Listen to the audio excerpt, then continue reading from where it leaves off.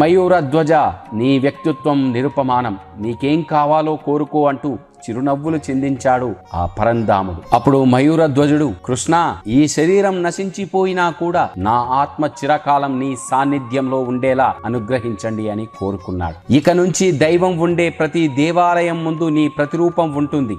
భక్తులు ముందుగా దానికి మొక్కిన తరువాతనే నన్ను దర్శించుకుంటారు. నీ ముందు దీపాన్ని ఉంచి తమ జీవితాన్ని స్వార్థకం చేసుకుంటారు అంటూ సెలవిచ్చాడు ఆ శ్రీకృష్ణ పరమాత్ముడు. అప్పటి నుండి ఇప్పటికీ ప్రతి దేవాలయం ముందర ఉండే ధ్వజస్తంభమే ఆ మయూర ధ్వజునికి ప్రతిరూపం. దేవతలకు సైతం దారి చూపుతూ, ఉత్సవాలకు ఆరంభాన్ని అందిస్తూ, దైవానికి నిలువెత్తు కీర్తి పతాకగా నిలిచే ఆ ధ్వజస్తంభం మయూర ధ్వజుని వ్యక్తిత్వానికి ప్రతిరూపం. అందుకే ఆలయాలకు వెళ్ళిన అందరం కూడా ముందుగా ఆ ధ్వజస్తంభానికి 2 చేతులెత్తి మొక్కుకుంటాం.